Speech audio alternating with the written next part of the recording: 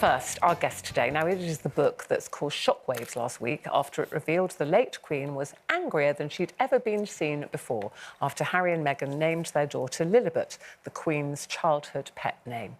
Well, today, the author joins us to tell us more about what really goes on behind palace doors, especially at the moment, as the Princess of Wales and King Charles undergo medical treatment. Please welcome royal biographer Robert Hardman. Thank you. Thank you. Robert, I mean, so much to talk about. Let's talk about the book. So this is New King, New Court, Charles III, The Inside Story. It is a tome. It's a tome. And I know it's been serialised and lots of headlines. Is this an authorised biography? How much time have you spent with the King? How does he feel about the book, do you know? It's not authorised, and if it was, then obviously the palace would have the right to sort of go through it and change things. So it's not authorised. I'd sort of describe it as sort of authoritative because I've been able to talk to members of his family, people like the Princess Royal, Annabel Elliot, the Queen Camilla's sister, two prime ministers, archbishops, everyone around him. Now he's king.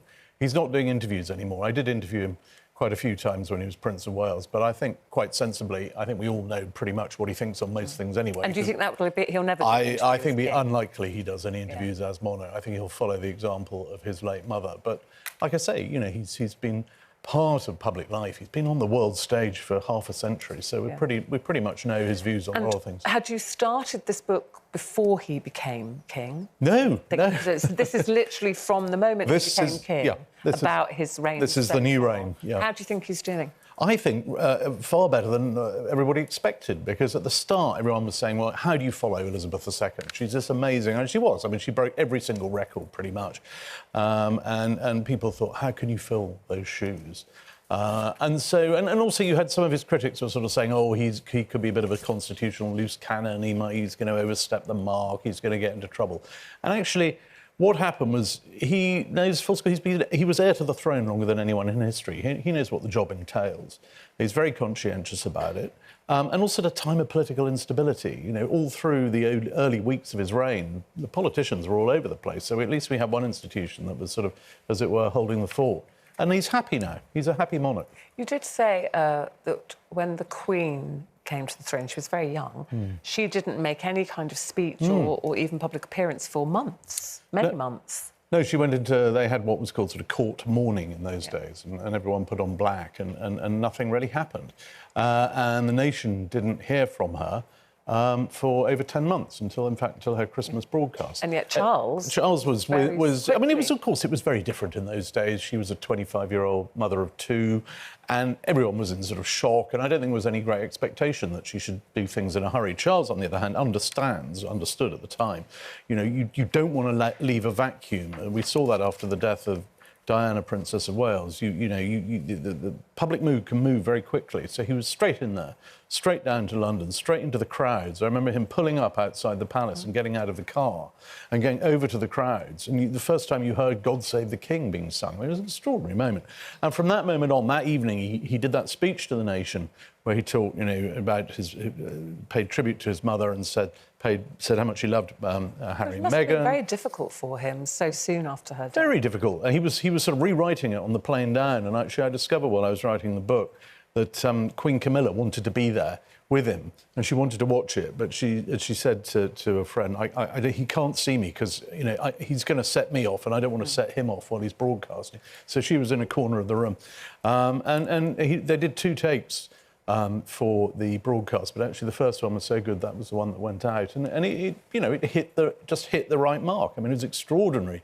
The polling a few days later, I saw the polling results from one of the polling, I think it was YouGov, showed that it was 94% approval rating for that speech. And you don't normally get 94% approval rating for anything in this country. And Robert, what about Wills and Harry? Do you think they'll ever make it up? Well, I mean, look, we all live in hope. I mean, I think that's a very difficult relationship made all the harder by Harry's book, Spare, which was, you know, bracingly honest. I mean, a remarkable book, came out this time last year, but it did breach a lot of brotherly secrets, and it made some fairly, you know, harsh remarks about the Princess of Wales, about Kate. So, you know, we'll see. I mean, look, we live in hope. Never say never. I mean, the thing you find about the royal story is that things that always seemed impossible, suddenly, a few years later, I mean, there we were talking about Sarah, Duchess of York earlier, and there she was back in the fold at Christmas. Camilla as Queen. Camilla as Queen. Robert, another thing you mentioned in the book was this.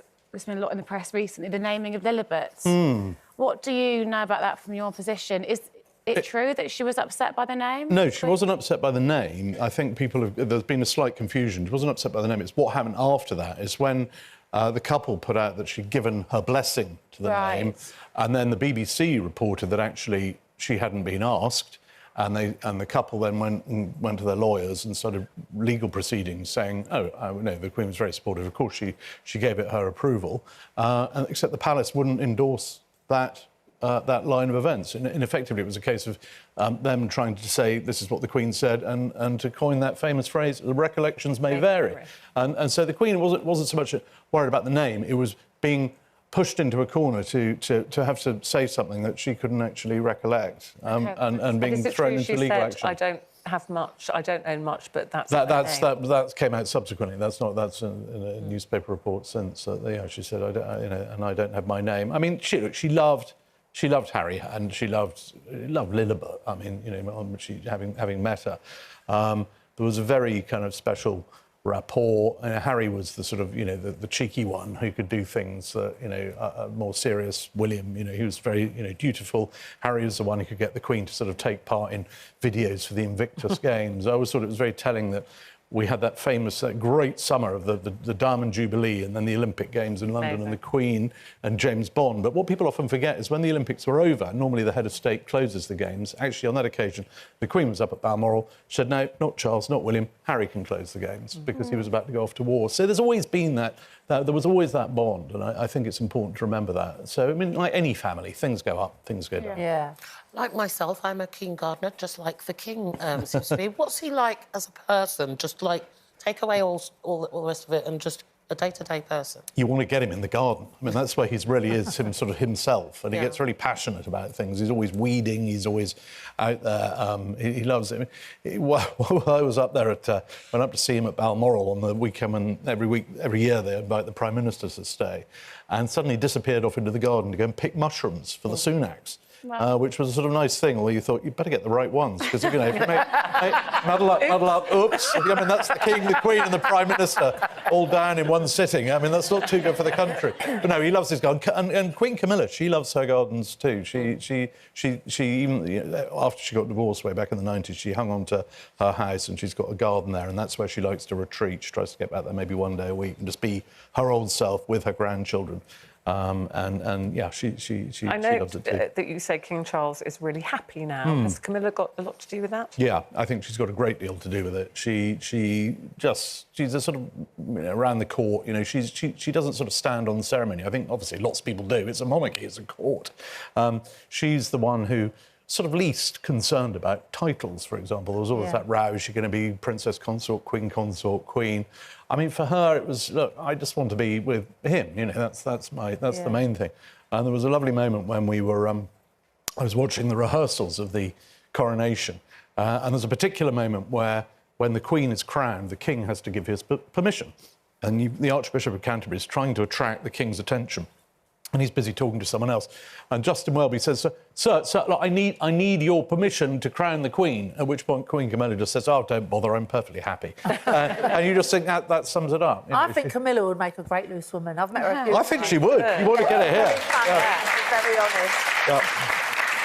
Well, she's very funny. Her sister said to me that when they were little, their father wouldn't let them sit next to each other in church because they just caused too much mayhem. Yeah. And her sister says even today she still can't quite bring herself to curtsy to her big sister. Well, listen, if you see her, have a word and say we would love to see her here on Loose Women. We think she'd be fabulous. In the meantime, this is Robert's book, New King, New Court, Charles III, The Inside Story. Thank you. We could talk to you all day about it. I'd love to. There's so much in there. Robert Hardman, everybody. Thank you.